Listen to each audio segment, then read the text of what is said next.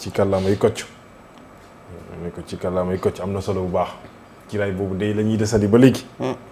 waaw ci la ñuy des ci nee na kiiraay mooy lu ñuy nëbb non mën na am benn moment mu am mu mën a tekki loolu mais kiiraay jubluwaay du pour nëbb waaye du lu ñuy nëbb coow li da bari na ci loolu waaye. waaw li ma la ci wax ni dafa la kenn mënut a créer leneen lu loolu de. loolu mooy olof bi pure dire nag. ñu bëri nag ñoom wax dëgg yàlla dañuy dégg benn wolof rek benn baat foog ñu moom mu ëmbaale yëpp moo ko expliqué. bu dee vocab kii. grammaire olof. moom lii ma la ci wax ni moom kenn du ci dindi benn virgule. loolu mooy li ci am. kiiraay waaw. mu ngi noonu am na solo bu baax. foog ñu borom couleur bu bula bi ñu xam ne ñoom kiiraay nag moomuñu ko. ay jë mu ngi noonu kiiraay googu ko nag parti bu yees bi nga xamante ne président de la république samp na ko noonu la ko duddee waaye nag yéen kay Vox Populi dafa ñëwaat tey gannaaw parti président Diomaye waaye relation Diomaye ak Ousmane Sonko pique assassine et flèche empoisonnée entre chefs patriotes ndax kenn ki parti am patriote sénégalais la tudd keneen ki patriote républicain mel ni kon jamono ji Fatou Abdou Ndiaye ba léegi li nga xamante ne yéen kay ba moom la ñuy posé ay question wala moom la ñuy daal di xalaat muy aujourd'hui les relations entre Ousmane Sonko ak Bassirou Diomaye Faye est-ce que li nga xamante ne moom mooy cohabitation douce bi ñu doon wax mën na wéy ba léegi. non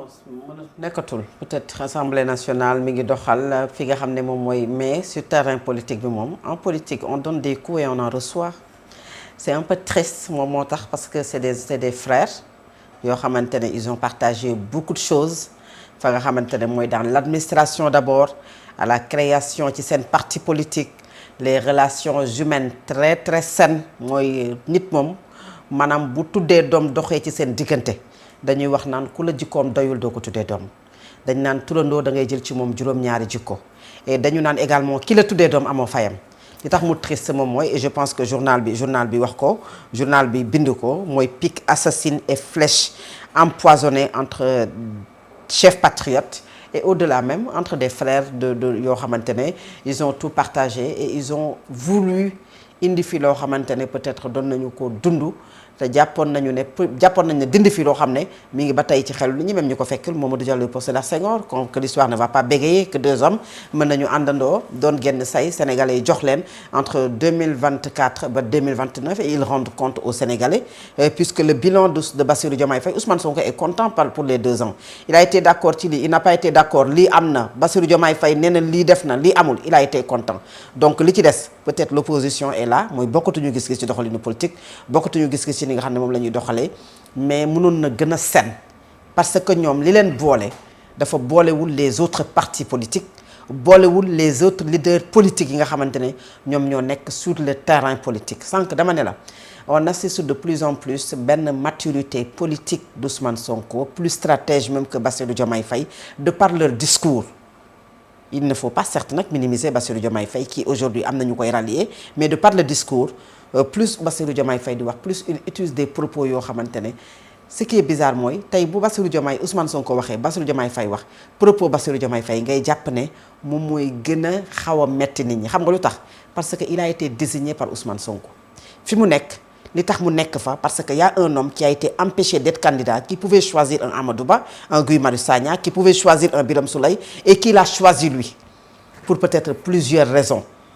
yoo xamante ne moom la jël ba choisir ko moom moo tax moom kaddu bu mu yëkkati rek après sénégalais yi dañ koy renvoyer mais comment cet homme peut tenir ses propos envers l'homme bi nga xamante ne daanaka moo ko defaral lu bari moom moo tax mu dem ba toog fii moom moo tax mu dem ba créer parti moom moo tax ñi ko wër ñi ñëpp wër ko nit ñi noonu la ñuy réfléchir léegi nag bu fekkee ne koo xam ne moom dafay bëgg a yéegal analyse bi nee na ci benn niveau jàppee ko politique lay wax ne mais on est en politique li mooy réel politique mais humainement c'est triste entre deux hommes qui se lancent des flèches comme ça et qui le plus souvent flèches yooyu fi mu jógee ces derniers temps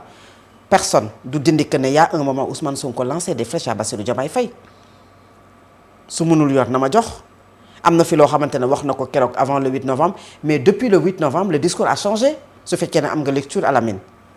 maintenant les différentes sorties nag de Bassirou Diomaye Faye c'est lui qui attaque et l'autre da ngay sentir que ne dafa mel ne kuy xaw a dellu ginnaaw ci attaques yi nga xam ne Bassirou Diomaye Faye mi ngi koy attaqué loolu joxe naa exemple yi nga xam ne moom moo ko firndeel ce week-end là on a entendu peut-être ñu bëri li ñu doon xaar mooy Ousmane Sonko qui a été à Khombole puis qui a été peut-être à Madiabel dina yëkkati ay kaddu teg ko ci kaw Bassirou Diomaye Faye pour répondre à l'attaque bi mu ko wax ne saafit na te bu dee tontu xam naa ne moom bu ko tontuwaatee également beneen polémique lay doon mën na ko tontu peut-être moo boo xamante ne moom mooy gën a garaaw mun téewaat nit ñi ànd na leen mais au contraire le discours a été plus mature même si il met en garde par rapport à des accusations yu war a ñëw par rapport au dossier Azer entre autres mais pas d'attaque personnelle envers ki nga xamante ne moom mooy Bassirou Diomaye Faye léegi nag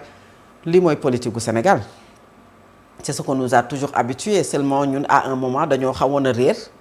jàpp ne affaire yi dina changer parce que y a un groupe boo xam ne dañoo ñëw tegal ñu un anti-système teg na ñoom ils vont faire la politique autrement mais loo ci jàngat ci ñoom ñaar ba pare mooy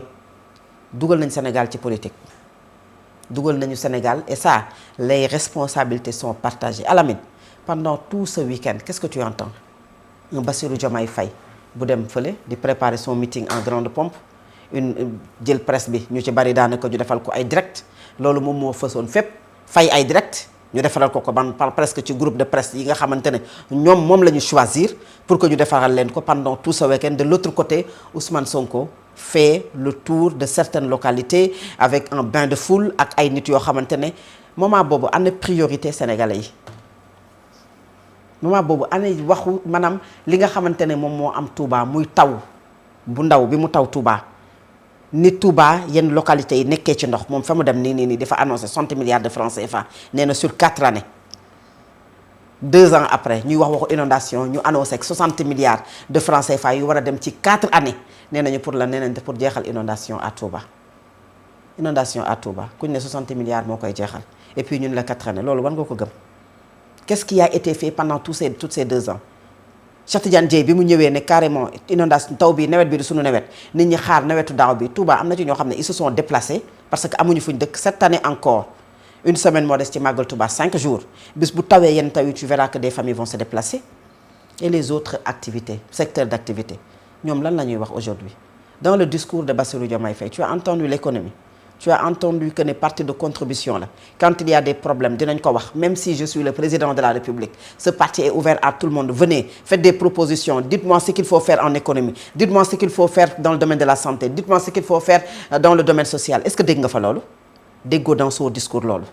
la stabilité des institutions fii ko fi yee fitna saa fitna dootu fi naanee ñeex un discours vraiment très pauvre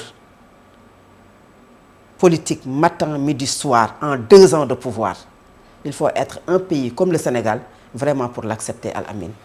diggante Ousmane Sonko ak Bassirou Diomaye Diakhar Faye fi mu ne nii ñu ngi doon wax ci ay jamono cohabitation douce tey est-ce que Bassirou Diomaye ak Ousmane Sonko mën nañoo jéggi cohabitation douce boobu wala jàpp nga ne weesu nañu ko.